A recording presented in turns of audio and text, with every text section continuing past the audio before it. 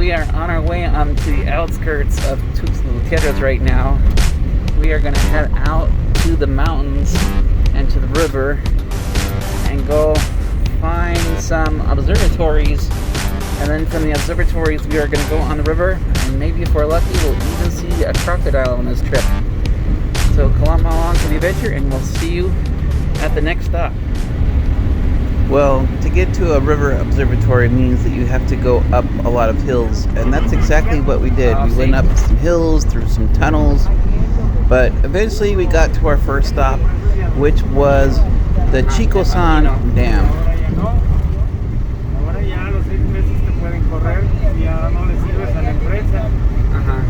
Down into the lake here, we're getting some good views from up high here. I think we're gonna go to a dam close by here, so we'll see what that looks like.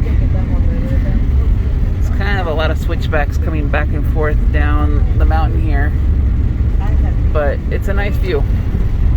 Lots of pretty trees out. These red trees are coming out. We are here at Lake Chicosan.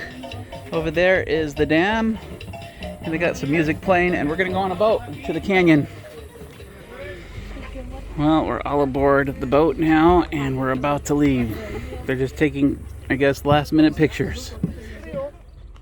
The boat ride goes up the Grijalva River, which is an old river that was first explored by Spanish settlers. But in the modern day, it has been dammed up in 4 places. Chicosan is the biggest of the 4 dams that provide electricity to all of Mexico.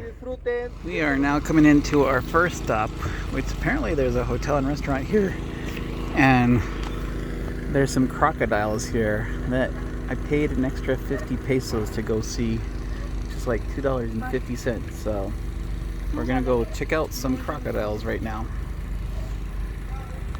Got off on some little island, a little side place here, and gonna go check out some crocodiles apparently. Buenos días. Buen día. Buenos días. Pásale allá, allá está el cocodrilo. We are inside the Crocodile Zoo to check out the crocodiles. We'll see what they look like. I called it a crocodile zoo, but it's more like a crocodile preserve. What they do is they take crocodiles that they find that are injured and they nurse them back to health here. But most of what they do is they breed crocodiles so that they can make sure that there's plenty of crocodiles in the river to protect the local species. For obvious reasons, we couldn't play with the big crocodiles, but they did let us hold the little crocodiles that they were breeding, and so that was kind of cool. They're kind of squiggly, but once they get to know you, they calm down pretty quickly. After our visit to the Crocodile Preserve, we sped off again into the canyon, where we were met by some black ducks. These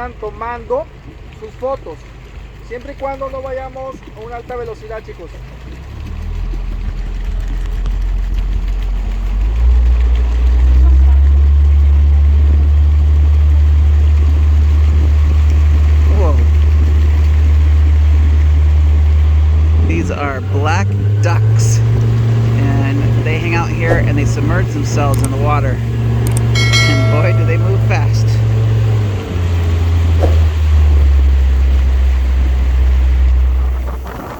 The canyon is part of a national park called Parque Nacional del Canon del Sumidero, which means the Canyon National Park, and it is about 50 miles long.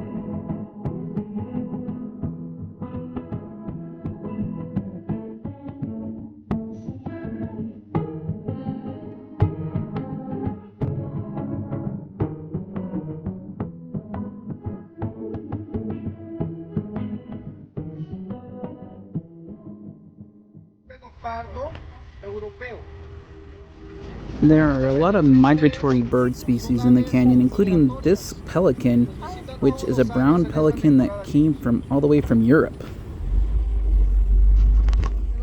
I found it kind of funny that the pelicans would be hanging next to the turkey vultures, but there it was, a black turkey vulture on the left next to a European gray pelican on the right. A gray pelican and a black vulture sitting on a tree here. These gray pelicans come from Europe and they migrate here. And then there goes the turkey vulture, the black turkey vulture over there. They just like to look for carrion. So, white heron es una garza en español, dicen.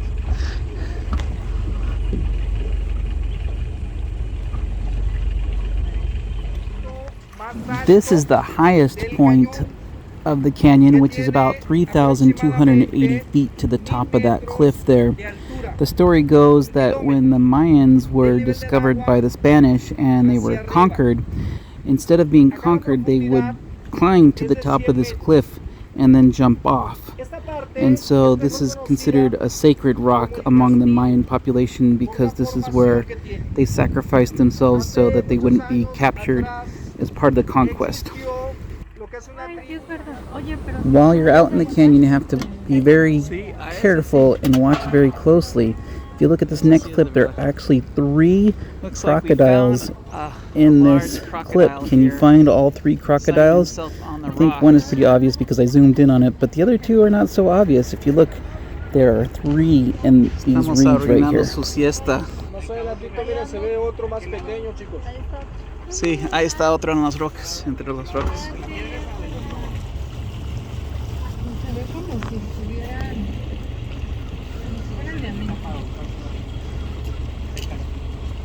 A lo mejor tienen un nido ahí cerca.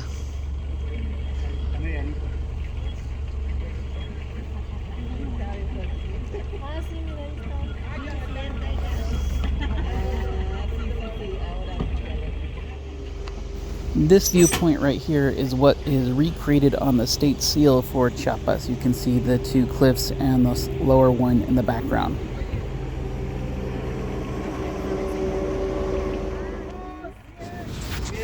The canyon is also home to a rather large colony of spider monkeys who are kind of playful and they'll let you get pretty close to them. The rules are they can get close to you, but you're not allowed to touch them, only if they touch you. 2 baby monkeys. Here with 2 monkeys, a male and a female baby monkey. We've seen 3 of them so far.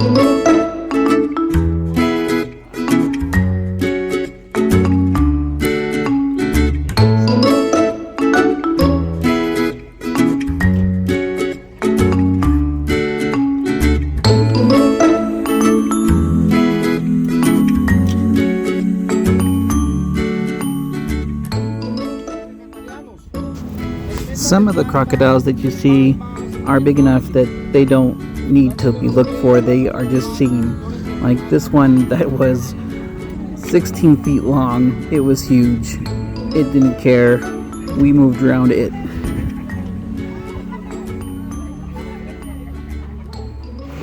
coming out on the other side of the mountains. We just got out of the zone for the spider monkeys, and we're rushing out to the outer limits here. Looks like we'll be ending up on the other side in Chiapa de Corzo.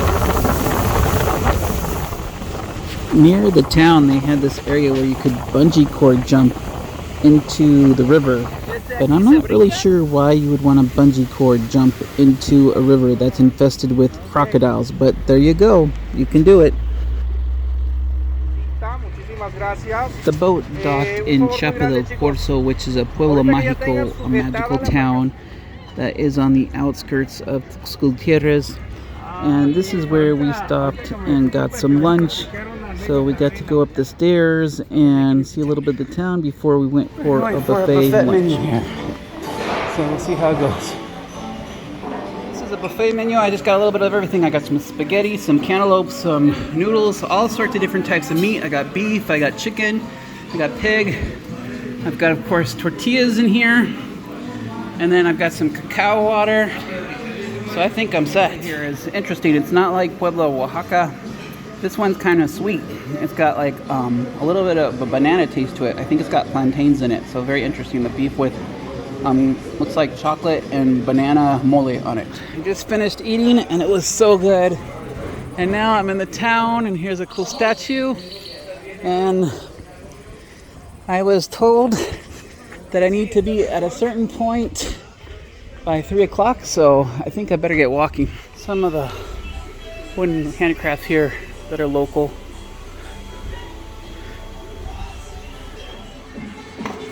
The guy carving the statue said that it'll take him about a month to carve this statue, and he'll sell it for about $1,000. So a lot of time-consuming effort, but really cool art there.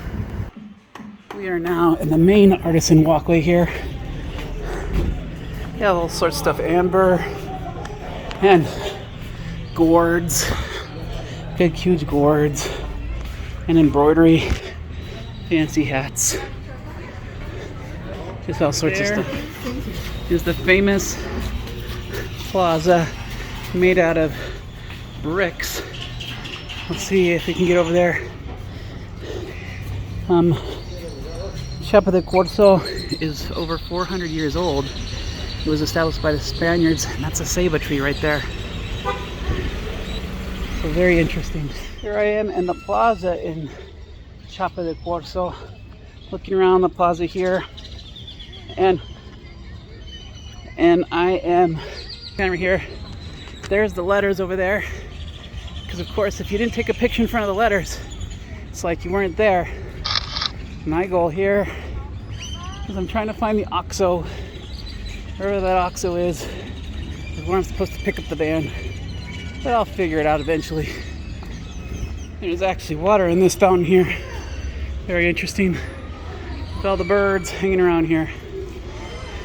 It's nice and cool under here. I think I'll wait around here for a little bit.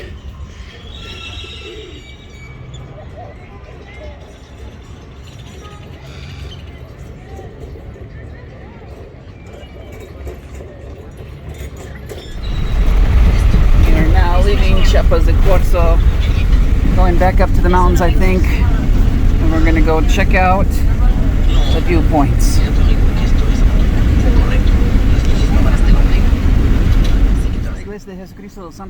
On the way out of Chiapa de Corzo, I saw a Church of Jesus Christ of Latter-day Saints next to a supermarket. I don't know why that was so funny to me, but I found it really funny. This monument on the edge of town here is dedicated to children, which is very appropriate because just on the other side is the museum for children. It's the Children's Museum. We're going up to the views, to the viewpoints for the Canon del Sumidero now. Up on the top of the mountains of the river. We're here at the top of the Canon del Sumidero, and right in front of me actually If I turn around this way, you can see the ceiba tree, which is pretty much traditional for the jungle here. We're gonna go turn around here and look at the different viewpoints. You can see everything from here. It's pretty cool. Go up this way. They sell local handicrafts, but you can also go to the top, the viewpoint that we saw from down below. So we're gonna go do that right now. And like everything, there's always more steps. Wooden steps here to the top of the observatory. We're about 600 feet up in the air here. That's why we're down there where the boat was. You can barely see the boats down there. There they are.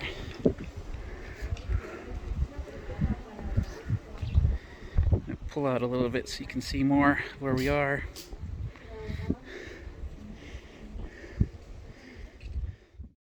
There are a total of 5 viewpoint observatory stations. We went to 3 of them, and it was fun looking at the different viewpoints. No drone usage here. This is going to be the last of 3 that we see. So we'll go check it out and see what there is to see.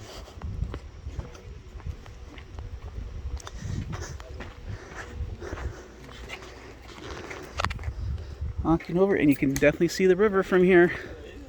Hopefully it comes through there.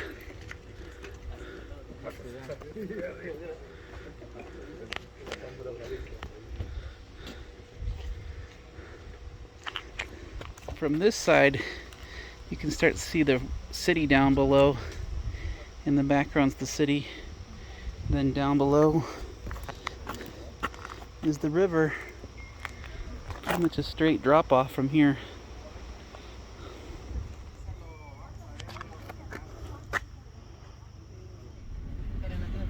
From there, it was back down the mountain and back into the city of Tuxla Gutiérrez, where we were dropped off at our hotel, and everything was good. We enjoyed this tour a lot. Well, I enjoyed this tour a lot, and it wasn't that bad. It only cost me about 600 pesos, which is about $30, and it was a 3/4 day trip. I got picked up at 9 a.m. in the morning and was dropped off at about 6:30 p.m. Hope you enjoyed this video. If you did, please give it a like, and we will see you in the next one.